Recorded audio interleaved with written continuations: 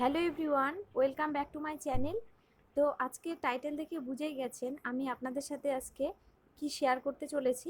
তো আমি আজকে আমার তাতান সোনাকে কি মেডিসিন ব্যবহার করি বা কি দিয়ে থাকি, তো সেটাই আজকে আপনাদের সাথে শেয়ার করব। তো রোজ আমাদের কিন্তু মেডিসিন দেওয়ার প্রয়োজন পড়ে না, কিন্তু কিছু কিছু মেডিসিন আছে যেগুলো রোজ আমাদের কিন্তু দরকার হয়, আর এগুলো ডাক্তারের সাজেশন অনুযায়ী কিন্তু ঘরে রাখা।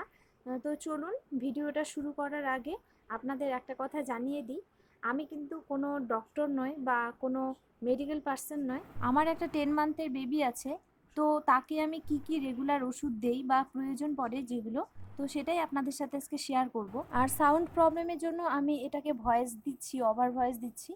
তো দেখুন, প্রথমেই আমার যেই হাতে ওষুধটা দেখছেন এটা অ্যাক্টিভ ভিটামিন D3। তো এটা আমরা সবাই কম বেশি সবাই জানি, কারণ যারা বেবি আছে তারা অবশ্যই এটাকে ইউজ করেন। যখন বেবির বয়স মানে যখন আমার বেবি হয়, তো তারপরে 1 দিন কি 2 দিন পরেই এই ওষুধটা ডাক্তারবাবু দিয়েছিলেন। আর এটা রেগুলার খাওয়াতে হবে, মিনিমাম 1 বছর পর্যন্ত এই ওষুধটা চলবে।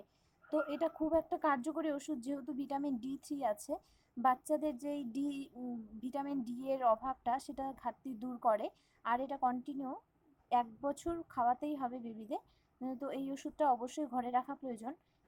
এবারে যে মেডিসিনটার কথা বলবো সেটা হলো নিওপ্যাপটিন। অনেক সময় কি হয়, বাচ্চাদের বদহজম হয়, বমির সমস্যা হয়, খাবার খেতে চায় না বাচ্চারা। তো তখন না এই ওষুধটা খুব ভালো কাজ করে। আমার তাতান সোনাকে যখন এই ওষুধটা দিই, তখন কিন্তু ওর যখন হজমের প্রবলেম হয় বা বুঝতে পারি যে ওর একটু প্রবলেম হচ্ছে, পেটের সমস্যা, তো তখন এই মেডিসিনটা দিয়ে কিন্তু অনেকটা উপকার পেয়েছি। আর এই ওষুধটা কিন্তু খুব ভালো একটা কার্যকরী ওষুধ। তো এটা আপনারা অবশ্যই ডাক্তারবাবুর সাজেশন নিয়ে এই ওষুধটা ঘরে রাখতে পারেন। এবারে যে মেডিসিনটা আমি আপনাদের দেখাবো, তো এটা হলো ওনফিট। আর দেখুন স্ক্রিনে দেখা যাচ্ছে এটার মধ্যে DHA multivitamin and multi minerals একটা ড্রপস। তো এটা আমি রাত্রেবেলা করে খাওয়াই, 0.5 ml। আর এই ওষুধটা কি, এটা না বাচ্চাদের বা বেবিদের 1 ইয়ার পর্যন্ত এটা বেবিদেরকে খাওয়াতে বলে ডক্টর। আর এটার খুব একটা কার্যকারিতা আছে, এটার মধ্যে DHA আছে। আর এটা বেবিদের কিন্তু ব্রেন ডেভেলপ করতেও ভীষণভাবে সাহায্য করে। তো এই মেডিসিনটা আপনারা স্টোর করে রাখতে পারেন, তবে ডক্টরের সাজেশন অনুযায়ী আপনারা ঘরে রাখতে পারেন।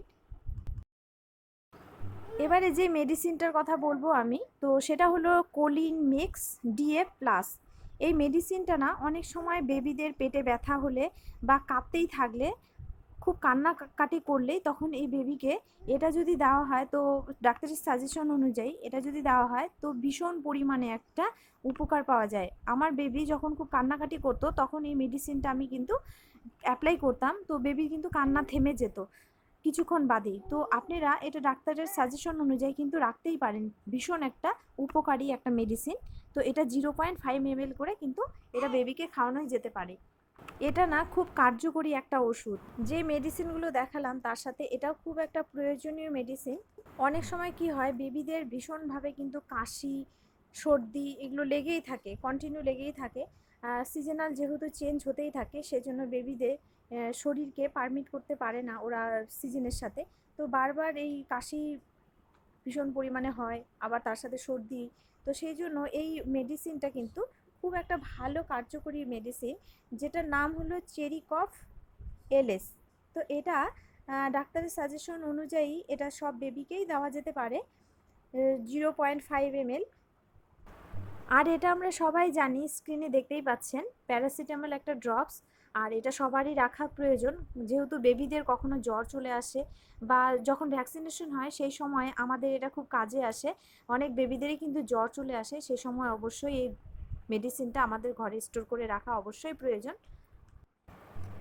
এবার দেখুন আমি শেষের পথেই চলে এসেছি দেখাতে দেখাতে। তো এটা হচ্ছে একটা খুব ইম্পর্টেন্ট একটা ওষুধ। এটা দেখুন, এটা স্যালাইন একটা নাসাল সলিউশন, সিভিশন এস।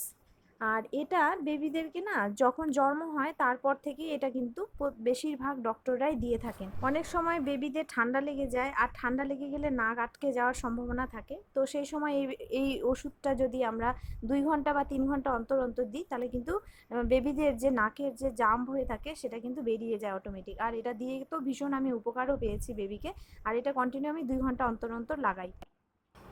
এটা একটা খুব গুরুত্বপূর্ণ ওষুধ আপনাদের সাথে শেয়ার করছি। এটা হলো ওরাল ট্রাস্ট ট্রিটমেন্ট।